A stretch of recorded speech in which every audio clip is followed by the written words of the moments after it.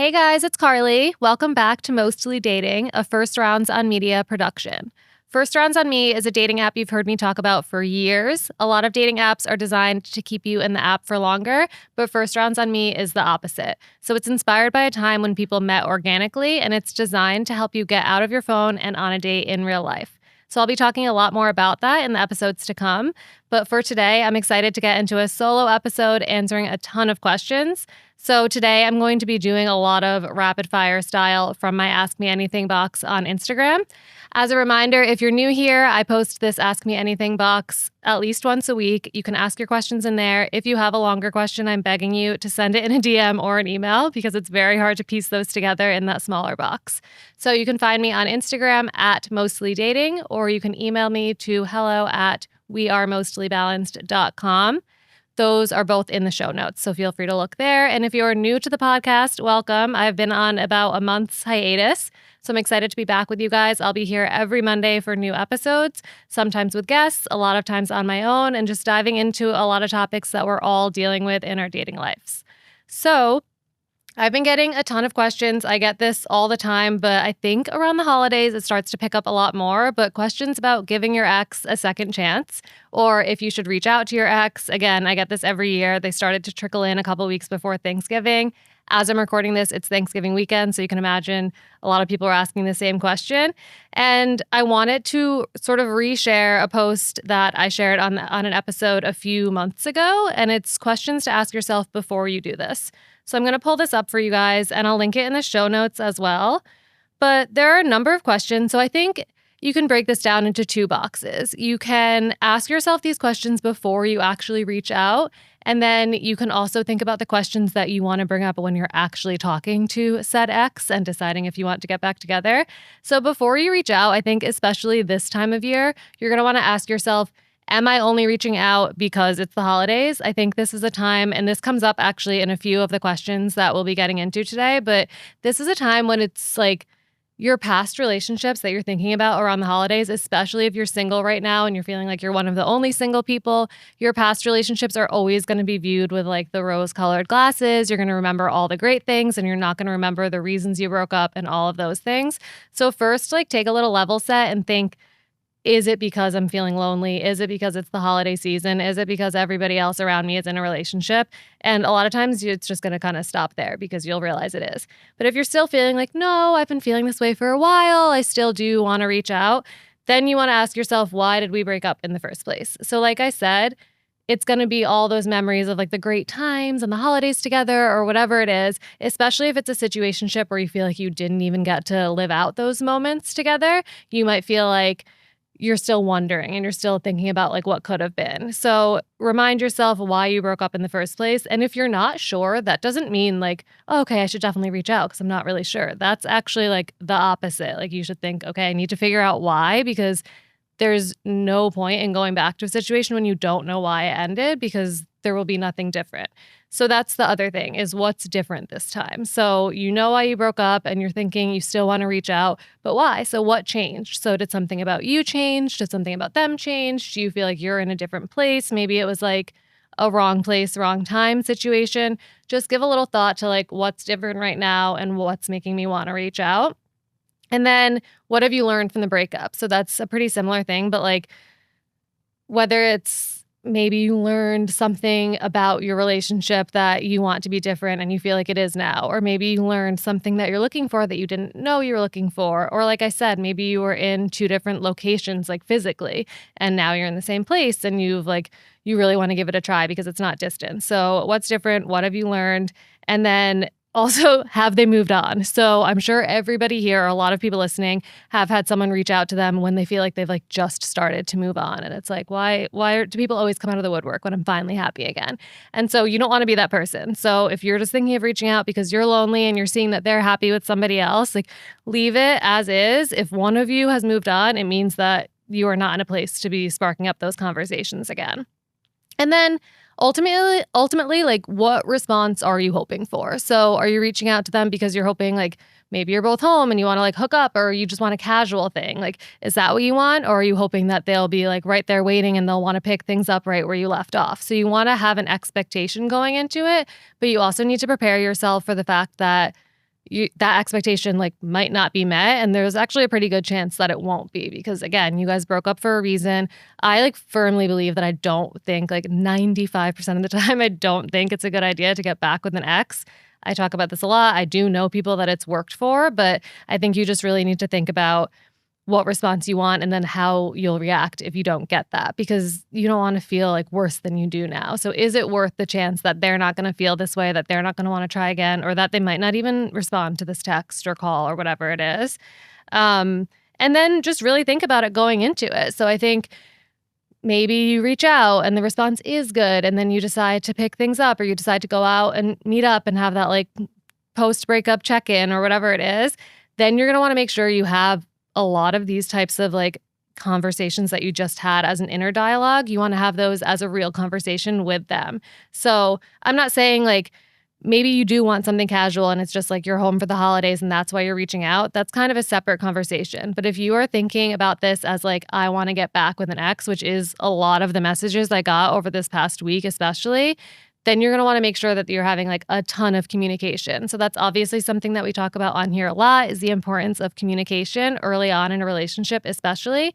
And that comes full circle if you're getting back together with somebody. So there's going to want to be like, you're going to want there to be a lot of communication there where you're talking about a lot of those same topics. So you've already thought these things all through, and it's going to be a lot easier for you to bring them up with that person. So you're going to want to bring up to them why you broke up in the first place. You're going to want to bring up to them what you think is different this time, what you want to be different this time, what you're looking for out of the relationship, whether you're just like romanticizing the past. Like these are all topics that you should feel comfortable talking to someone about if you're wanting to be in a relationship with this person.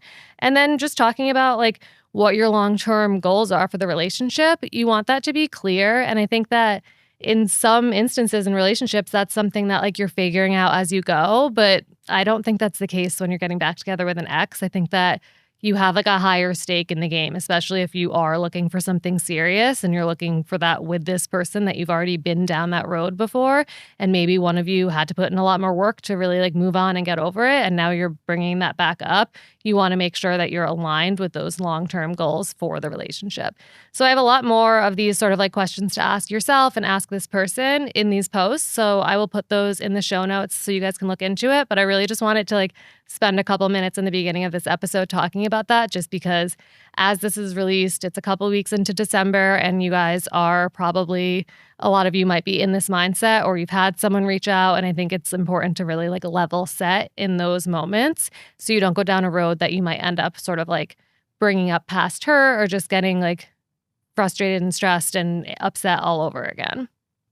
Okay, so now I'm going to dive into some of the questions from this past week. So this person says, this is kind of similar. So this person said, I had a boyfriend last Thanksgiving and I don't now. It's hard to forget being with someone and all the good things. That was kind of an open-ended question, but this is a lot of what I was just saying. So yeah, it's going to be hard to forget what it felt like with that person and all of the great things, but you are viewing it as just the good things. This is like getting over a breakup 101. And I'm not saying that it's easy, but you do want to remind yourself of the reasons that you broke up. And the holidays just have a way of making you remember more of the good than the bad. And so really just like, you can allow yourself to be upset, like any breakup. Don't beat yourself up over feeling a certain way. Like I do get a ton of questions that are like, should I feel this way? And is it weird that I feel this way? And like, I have worked really hard to stop asking myself those questions. Like you don't have to ask yourself if you should feel that way. If you feel that way, you feel that way, and let yourself do that and kind of work through it. But also make sure that you're leaning into all those things that you love about this time of year, especially. So being around other people that make you happy. If you want to be out there dating, meeting new people, I do think that a lot of people, even though there's like a ton of stuff going on and people are super busy right now and schedules might not align to go out on a lot of dates, people are in the mindset of wanting to meet somebody right now for a lot of these same reasons. So just try to get out there, do the things that make you happy, and remind yourself of the reasons why it ended. And I think that that's going to help a lot. Okay, this person says, is it petty that I unfollow my ex because he started posting his new girlfriend on Instagram stories? I don't know. I don't think it's petty. I think you can unfollow your ex if you want. I personally just like, I don't think I ever unfollowed an ex because it didn't bother me that much. I think maybe I've muted if I was like if the breakup was super fresh and maybe if like they were posting things that made me upset or jealous, then I think like know your boundary, mute them, unfollow them. Don't worry about if it's petty. Like this person isn't in your life anymore and it doesn't really matter like if they think that or not. So whatever makes things easier for you, just do that. And I think that's probably better than you seeing something that's going to make you upset. Okay. This person says, if I'm really into someone, should I try to stop myself from rushing or just follow my instincts? We have a full episode on this. So we have a full episode on ways to stop future tripping early on in a relationship. I do think it's important. I think you should follow your instincts. And if you're excited about something, you can like lean into it and don't try to like talk yourself out of it or like, you guys know I don't like dating rules and things like that. All of the advice that I give is just like what's worked for me, what's worked for a lot of people I know, and like just advice is all it is. So no rule, but I personally think just making an effort to keep up with your life in those moments. So when you are getting really excited about somebody and you are in the early stages, you can lean into it and have fun, go out with them. You don't have to like set a time limit on the date or anything that a lot of other dating podcasters might say, but still keep up your own life. And that's going to help you so much just like naturally. Like you're not going to have to make an effort to play it cool or to act like you're not interested or to take things slow if you don't want to do that. Instead, like keep making plans with your friends, keep thinking about your own work and keep thinking about the things that you like to do on your own, like all that self-care and alone time and all of that. Like sometimes those things can just like fly out the window when you meet somebody new. And I definitely experienced that when I started dating my current boyfriend. Is like in the beginning, we were like, all of our dates were like 5 hours long. And it was like, I felt like I was not living in the city at the time. And anytime I came into the city, I just wanted to see him. And it was like, you have that like excitement in the beginning of a relationship. But I like really made an effort to like, sometimes when I would come in, I would make plans with friends and I would still like, I wouldn't skip, even if I was staying at his place, I wouldn't skip my morning workout or things like that. Like, and it's not like an exact science and you don't have to be like so hard on yourself if you want to skip something to spend time with them. That's fine every once in a while, but just like the act of making an effort to keep up with the other areas of your life will just naturally make you not like rush things. I think you'll be able to follow your instincts more, like this person said, but also like kind of stay so your life doesn't fully become that relationship because it is early stages and you don't know if it's going to work out and you don't want to be like so wrapped up in something when you're not like fully certain of it. And also like the whole time the relationship goes on. So it's not even just the beginning stages. And this is going to set you guys up to like have that, what we always talk about on here is like having that independence while you're in a relationship. And every time that I post anything about this on Instagram or like say anything about it on the podcast, I have people asking me to share more about it and how to keep your independence in a relationship. And I think that it's a lot of the things that I just said. And it is important the longer you're in a relationship. So even if you continue dating this person for a long time, you get married, you have kids, like those are the times when you're really going to like crave that independence. And it might like, if you just wake up one day and realize like your whole life is with this person and you don't have anything for yourself or anything on your own, then you're going to wish that like even those early stages you were making that effort because it can happen kind of quickly without you realizing.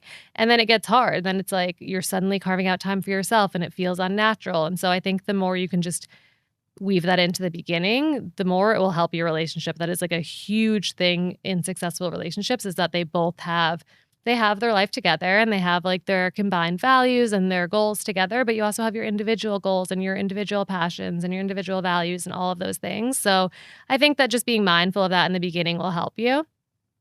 Okay, this person says, he sometimes says, I feel like living in XYZ city. It triggers me that we'd eventually split up if he does that. This one, I kept this one in here because I think it's so funny. I actually had something similar to this in my relationship where early on, I felt like my boyfriend would do things like that. Not even early on, like it would be like 6 months or a year in and he'd be like, oh, I'm thinking one day I want to live in like Chicago. And I'm like, I eventually had to tell him, like, why do you keep saying I? Is it just you or am I involved in this too? And he was kind of like, oh, I meant you too. And then like since then, sometimes if he says I'll be like, you said I again. And then he just kind of laughs and he starts saying we. And it just was like, it was such a nonchalant thing where I think that sometimes like men, women, whoever, like you can just be speaking like that and you don't realize that the other person might think like, oh, why am I not factored into this? Like, he could still be factoring you in or thinking that you would come to this city with him too, or he's just starting a conversation and saying it casually and doesn't realize that it's like impacting you that way. So if you legit feel like it's like triggering you and making you like spiral and think that he wants to move somewhere and you guys will eventually split up, I would just like make a casual joke about it and then see if he's like also meaning you. And it depends how long you've been together and how serious your relationship is. But I would say like, while there could be a chance that this is like a red flag and he's like just thinking of his future without you in it, I would say most of the time he's probably just like, it's not that serious. He's just not thinking of it that way. He's just kind of throwing out a city that he's always wanted to live in. All right. This person says, we're dating 8 months and we haven't defined the relationship. Is it too long? Again, I don't love timelines, so I don't know if it's too long. For me, 8 months would feel a little long to not have any conversation about what the relationship is. So I don't know if, obviously, we talk a lot on here about like exclusivity versus defining the relationship. And I think it's all too confusing. Like there's too many labels and too many steps. But the important thing is like, have you guys talked about what you want for the future of the relationship? Is it feeling too long for you? Like I can't tell you if it's too long, but if you're asking the question, it probably does feel too long for you. So now is the time when I would bring those conversations up. And I do have posts on how to bring up those conversations, things you should know before defining the relationship, all of those sort of like checklist things. I can share a couple of those in the show notes. But at the end of the day, I think it's just you want to lead with what you want. So you don't want to bring this conversation up to them by asking them like, are we in a defined relationship or what do you want like our relationship to be or how would you define a relationship? Like don't just like put it on them and ask the question. I think that that opens up for kind of an uncomfortable conversation where they're not prepared for it. They're not going to know what to say. You're not going to be happy with the answer.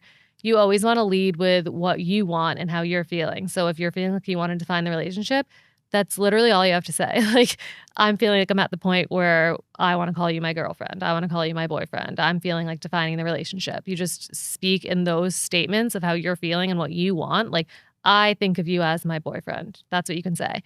And then they respond. And that's when you'll get your answer. So it's sort of just like opening up the door for them to tell you how they feel. And people feel a lot more comfortable sharing where they're feeling and where they're at if you've already done the same thing. So if somebody asks me, like, what are you looking for out of this relationship? I'm going to feel like so put on the spot. Even if I know, like, even if I have thought about it, I'll feel put on the spot. I won't know what to say.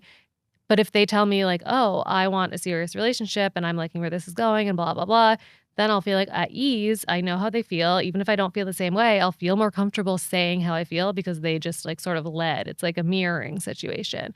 So that's what I would suggest. I would stop kind of like thinking about it in the timeline, like, is 8 months too long? And just think about what you want out of the relationship, whether you're getting it. It sounds like you're probably not if you're asking this question. And now you open up the door for a conversation so that you can potentially get it. And just know going into the conversation, if it doesn't go the way that you want, you're going to have to make the decision of maybe this person isn't on the same page as you now. Might they be eventually? Do you want to wait to see if they will be? Or is this sort of like, okay, 8 months, I've put it in enough work and now we're not in the same place and we're going to go our separate ways. You kind of just have to know. Otherwise, it becomes like a very vague conversation and you come out of it confused and not really knowing what you want to do. So that's what I would suggest. Get some clarity and then bring up the conversation. All right. How long should you give someone to plan the first date? Talking for weeks and has canceled 4 times.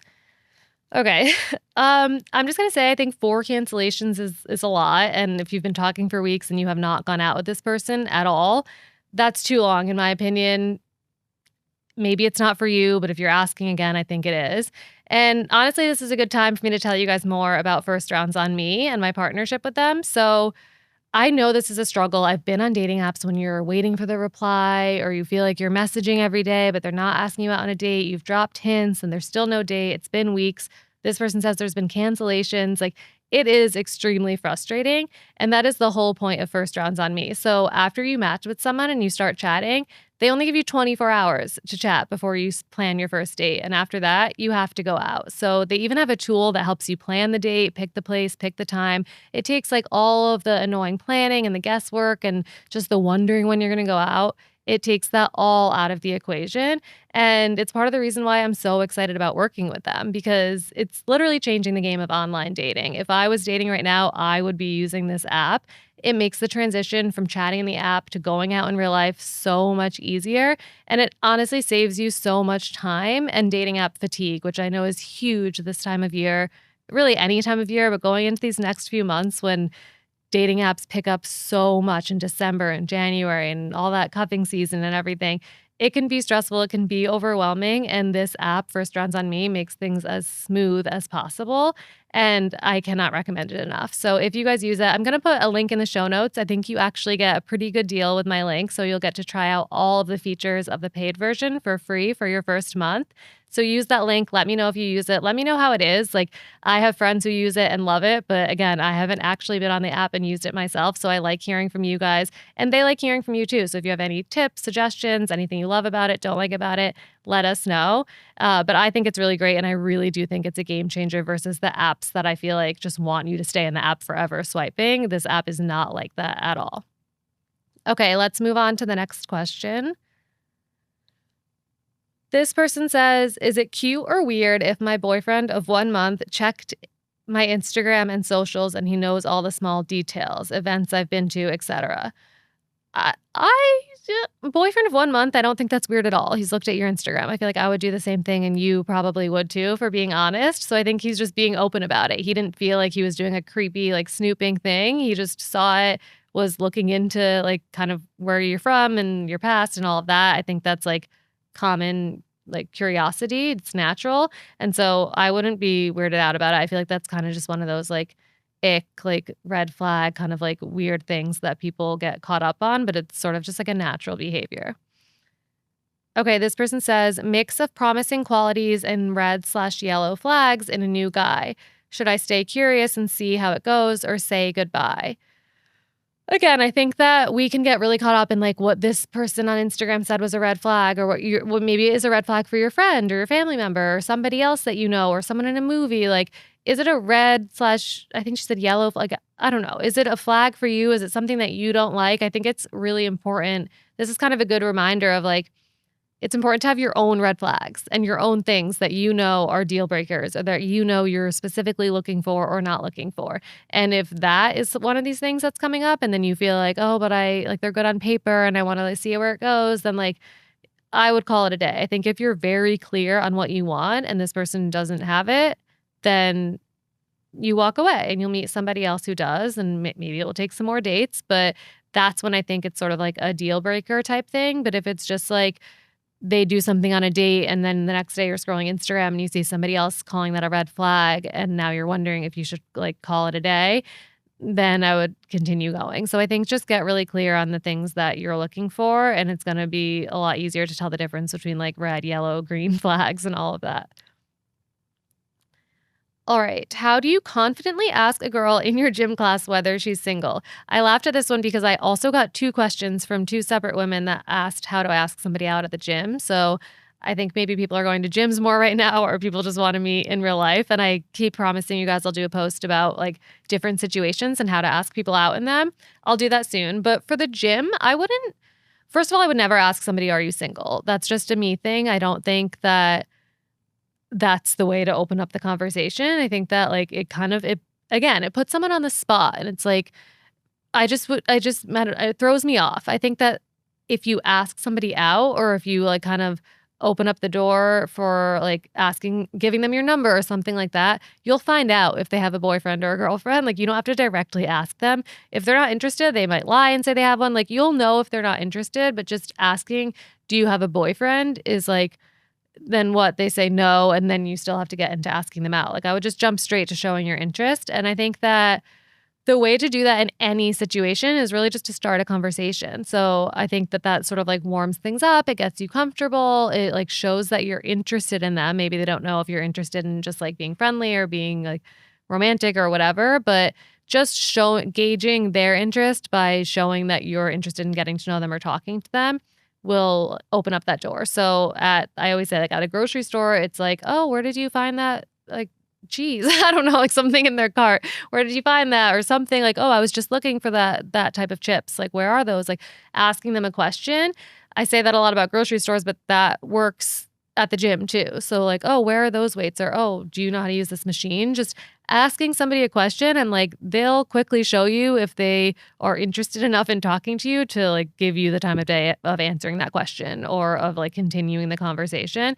So I personally would be more, even if I was interested in somebody and I had been like eyeing them at the gym, I still might be thrown off if they just came up to me and their first words were, "Do you have a boyfriend?" It just feels like a little, I don't know why, it feels a little aggressive.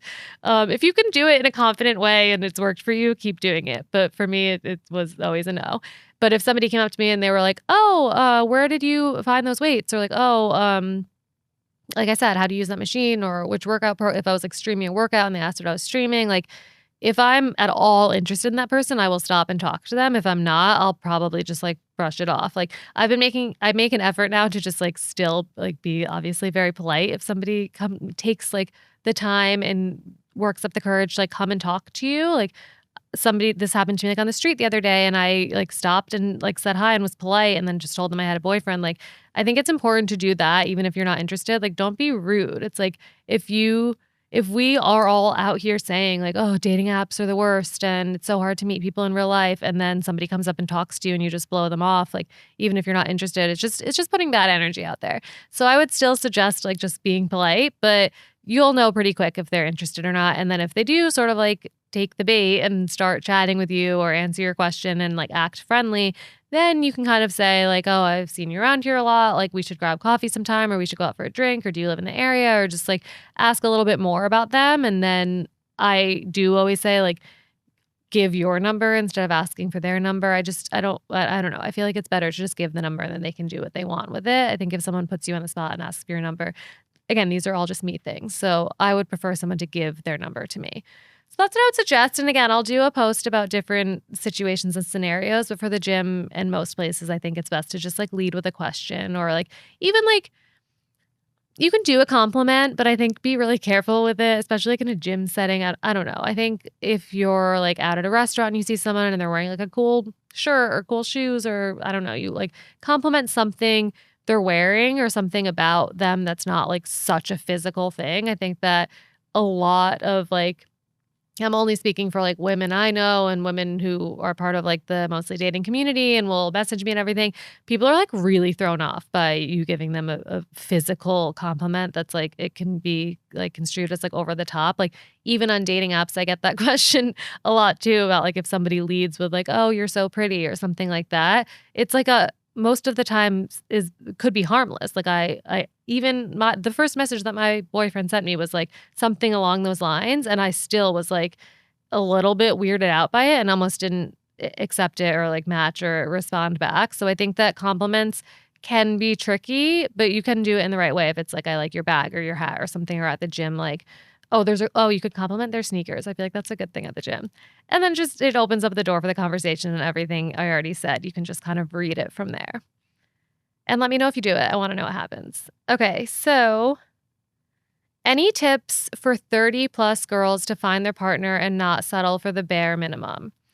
All right, I feel like I could spend a whole episode on this, and we have done this in a lot of different episodes, but there are obvious reasons why dating like 30 plus, 40 plus, 50 plus, like why it is a lot harder. And it can be frustrating and stressful. And I'm saying this as someone who's 35 and I met my boyfriend when I was 33. Like I was single from 30 to 33.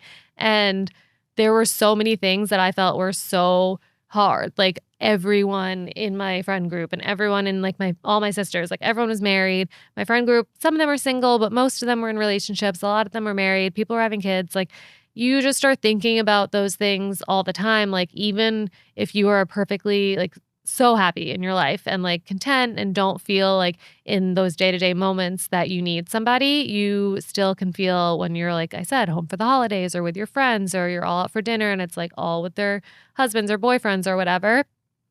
It's hard and it feels frustrating. And then there's the whole aspect of like, you feel like the pool has gotten so much smaller and like you feel like there's not as many single people out there. And like, are you ever going to meet somebody? And if you are 30 plus, obviously, and you haven't had a relationship for a while, obviously you've probably been single longer than like if you were 25 and you hadn't had a relationship. Like it's just, there are things that I know are difficult about it. So I'm not trying to minimize that.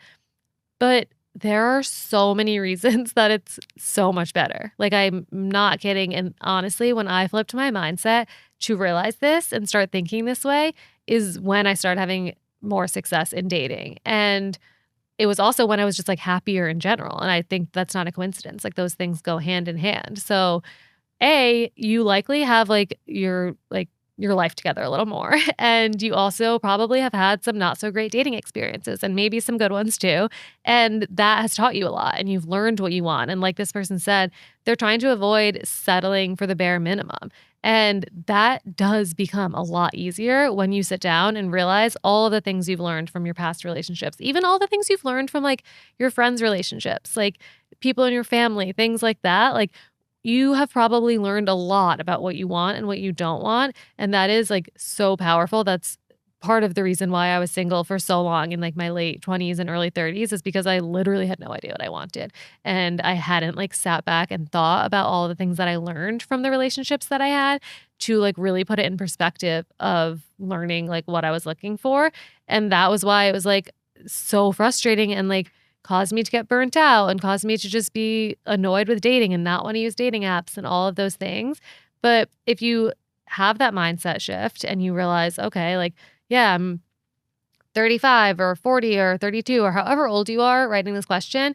And now I know, like, not only do I know what I'm looking for in a partner, I know, like, what I want my life to be. And I know who I am better. Like, I had no idea who I was when I was 25. And I didn't know, like, what I wanted for my life. And I didn't know, like, half of the decisions I was making was just because, like, other people around me were making those decisions or because, like, I thought that's what I was supposed to be doing. But 10 years later at 35 now, like, the decisions I make and the things that I do are because I want to do them and because I know myself better and because like I know the things that I deserve or what that make me happy, and that's like in dating and outside of dating. So I think that the like more secure and sure of yourself that you can be, the more you're going to enjoy dating. And it might take like a little break from dating or maybe just like, and that could literally be like 2 weeks or like just taking like a step back to really think about those things.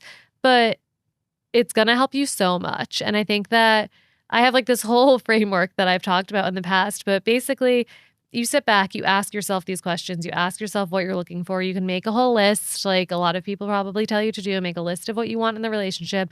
And above like what you want, like I want someone who's this tall or has this job or whatever, like separate from that, like think about how you want to feel in the relationship, like the way you want to feel when you're around that person and the things that you want to do with that person, like the type of life you want to have with that person. Like, do you want a relationship where you go out on a lot of dates with them? Or do you want a relationship like you're really craving somebody that you're like at home cooking dinner together or watching TV together or traveling together or whatever it is? Like, really get clear on what you want out of that relationship and what you want like your day-to-day life to be in that relationship.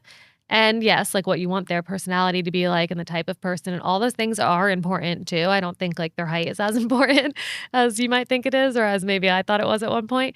But things like their personality and yeah, like attractiveness and like what you find attractive and like sexual chemistry, all those things are important. Get really clear on that. And then you look at that list and then you think about all these things you want in this person. Like, I remember when I was making this list, I was like, I want somebody who has like a big friend group and is like out with their friends all the time and doing all these fun things. And then I'm looking at this list and I was thinking like, wait, I don't have like, I'm not doing that. I don't have a huge friend group. I have like close friends and I do like fun things with them, but I'm not like out all the time or like in like a group chat with like 25 people. Like, that's just not me. And so like, why do I think I need this in somebody else?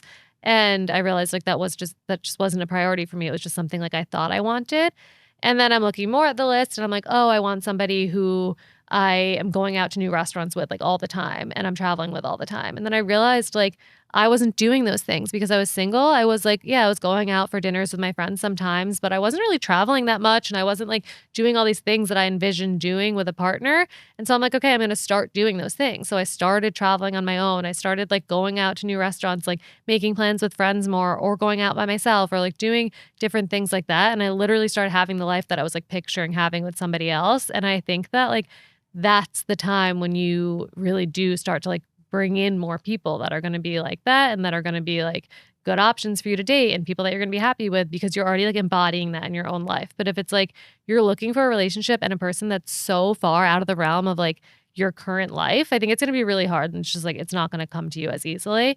And so long answer for this person who wants to try to not settle for the bare minimum. But I think if you get really used to not settling for the bare minimum in your own day-to-day life and making the decisions that you want to make and staying true to all of those things about yourself and that make you happy, and you really start like living the life that you like, then you're not going to settle when you meet somebody. Like you're going to start meeting people that are more like on that level of the relationship that you want or the person that you want, and you're going to recognize it a lot easier, and you're going to recognize the people that aren't. And if you go out on dates with people who aren't living up to like the things that you want, whether that's like a level of communication you want or like the whatever it is, if you're going out with people that aren't meeting that standard, you're going to recognize it and you're not going to settle for it. So I think that like just realizing that the thing that you want is out there and then starting to like kind of embody it is going to help you in that. And then like you're asking this question because you don't want to settle. So just don't do it. Like, even if someone's good on paper, if it's not the way you want to feel when you're with them or it's not the relationship that you want, I don't think you should like give it more time. So I think that that's just what you need to remind yourself when as you're going out with people. And also just like 30 isn't old. Like people, you can meet someone at any age. So try to throw that out of it. Try to throw like your ideal timeline away and just like live in the moment. And I know it's like not like a luxury that everybody has if you have like certain things you want to happen by certain ages. But I do think that if you stop stressing so much about like the world around you or the timeline that you thought you had, you're going to have a lot more fun with dating. And when you're having fun, you're going to have more success in dating. All right. Boyfriend is saying my debt might be a deal breaker for him. We just got together and this left a bad taste in my mouth. Should I just take the L or try to prove to him it shouldn't be a deal breaker? I do have a post that's questions to or conversations to have with your partner about money. And this is one of my favorite posts. I think it's from like 2 or 3 years ago. So I've been wanting to redo it. I will link it in the show notes, but I'm also going to do an updated version soon. This is a really tough question, though. I think that for some people, debt is a deal breaker. And I like that's okay. Like if this ends up being a deal breaker, it's like better that you find it out now. But I also totally understand this leaving a bad taste in your mouth, like especially if you just got together with this person, it's a new relationship and you opened up to him about debt that you have and he was kind of like if he reacted badly or he said it might be a deal breaker, I understand that making you upset and I think it is for a lot of couples, like it is something that you can if you want the same thing long term and you guys are both like in it for the long run, it is something you can figure out together and I think through like healthy communication, that is how you can do that. But it is difficult and that is why it's important to have these conversations early on. So I think having conversations about debt or about like savings goals or even just learning your mindset around money is so important. Like learning the types of things that you and your partner like to spend your money on or like to save money on, or maybe like you're somebody who loves to spend money on traveling. And every time you go on a trip, you like to stay at like a amazing hotel and book the like better class flight and all of that. And they're someone who likes to like cut corners on travel, but they really love spending money on like clothes or whatever it is. Like I think that learning each other's spending habits and how you value money can save you a lot of stress in the long run. And those questions become more and more important as you talk about living together, or you talk about getting married, or especially when you have kids and everything like that. And so like, first of all, just like, it's very good that you're having this conversation so early on, but I don't really understand what you mean when you say, should you take the L or prove to him it shouldn't be? Like, if you mean take the L and just like call it a day on the relationship because he said it might be a deal breaker, I don't think you should do that. I don't think you should do either of these things. I don't think you need to like start trying to prove to him that it shouldn't be a deal breaker. And I don't think you need to like call it a day and break up with him tomorrow. I think you just need to talk about it. I think you need to I don't know this question is the only thing I know about your relationship. So I don't know like how much debt you have or what their financial situation is, how old you are, like any of these things. But I think that the best thing you can do is like get it all out there. So maybe like if you have a plan for paying off this debt, then like share it with them. Maybe like if you don't feel like this debt is like a huge thing weighing on you, like how come? Like what makes you feel okay about it? I think that those are the things that you need to share with them so that they can feel okay about it too. And they can realize that like this isn't something that you're just like flippant about or don't care about and it's going to like really weigh on your relationship. I think if you show them that you have like a path to paying it off or a plan for it, or like maybe talk more about all those other aspects of money that I just mentioned, then they might like realize, okay, this is something like that she's actually being responsible about and all this stuff. And then they might feel better about it. But ultimately, like, I think you guys just kind of have to like put all the cards on the table, even though it is early on in the relationship. And it would be better to find out now if this is like a hard stop for them, then that's their decision. And this person isn't the right person for you in that case. But I would have those conversations before you really like make that call. This person says, advice for someone who is dating someone who's emotionally unavailable. He's scared to commit. We're exclusive, but there's no label. This kind of came up earlier when we were talking about the difference between labels and exclusivity. I think that I used to be like very against this whole exclusivity before a label situation. It just seemed, again, like too many steps. And I do think that for some people, they do this because they want to like make sure that they have this like, I don't want to say placeholder, but they want to make sure that like, okay, like let's keep this here for now. But I'm not going to like fully commit to putting on the label. It just seems like strange. It's like if you are interested enough in this relationship to not want us to see other people, how come we can't have a label? It just like that was my initial thought about it. But I do think that I've had like a lot of people explain their point of view on this, and I kind of ended up changing mine because I do think that it is helpful to like, maybe you're not ready to say like, oh, this is my girlfriend or this is my boyfriend, or like, especially like if you are looking for like a long-term serious relationship and like getting married eventually, that's like a big step to make that decision that that's going to be like the person that you're dating. And maybe you're not ready for that, but the exclusivity thing can be really helpful if you are like sleeping together, or if you're just like wanting to know that you're both putting in the time to get to know each other without being distracted by other things. So I do understand it on that level. I think it's okay if it's like really early on, too soon to like really take things to that next level, but you want to have that sense of security that like you're maybe sleeping with this person, you're not also like being exposed to like 10 other people. So I get that. But if it's somebody who's like openly emotionally unavailable and saying they're afraid to commit, I don't think this exclusivity thing means anything. It literally does just mean that they don't want you to also be sleeping with other people or something. Like I feel like it's kind of, I don't know this person at all. So I'm not saying they're like manipulating you, but I just think it's like sort of like the having your cake and eating it too situation. So I would just have a clear conversation with them about it. If they're not wanting to commit and you want to commit, like I've had too many situationships like similar to that where like I just don't think it's worth it. Like I just think that if you're looking for somebody to commit to you, this person doesn't want to. I know I'm oversimplifying it, but it is pretty simple. Like then just move on. You're not gonna like, why do you want to change their mind? Wouldn't you rather date somebody who like just wants to from the beginning instead of you having to kind of like sit back and wait for them to be ready? I just don't think that that's a situation that anyone should need to be in. So I would have like I would have a very clear conversation with them about what you're looking for. And if they're not looking for the same thing, then you would call it a day. All right, I'm going to end on this one.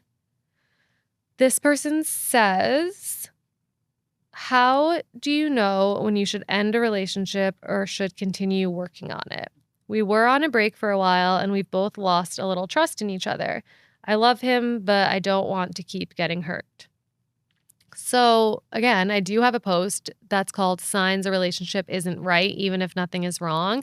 And I think that I know that this is extremely common, that you're in a relationship and you feel like, wait, but no like big thing happened. There's no like maybe nobody cheated, or no, you didn't have this like blowout argument, or there's not any huge conflict where one of you wants to live here and the other wants to live there, or one person wants to have kids, the other doesn't. Like there's none of that, but it's just like not right. And this person specifically says like they kind of feel like the trust is gone. That is actually a big thing.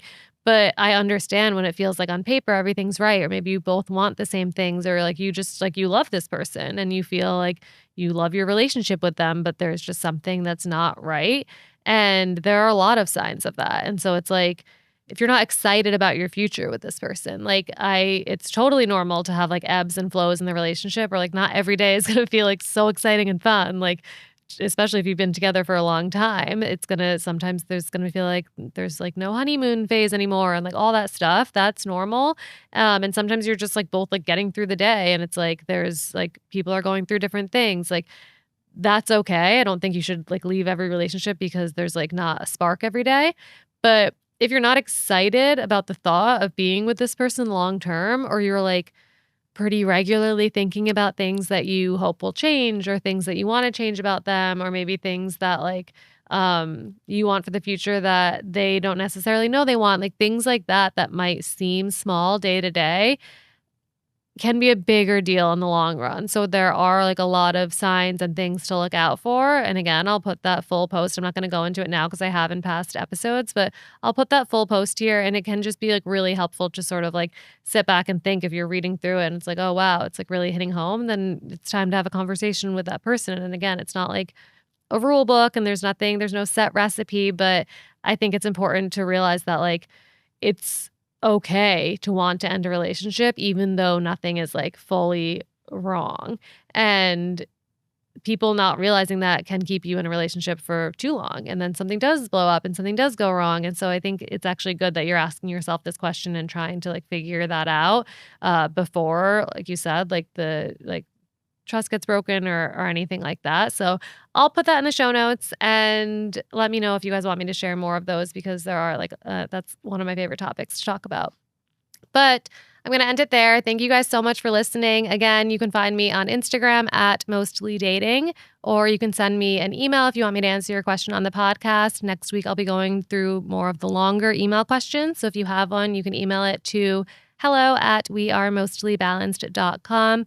That is in the show notes. If you have been listening and you like the podcast, please leave a rating and a review. And I will talk to you all next week.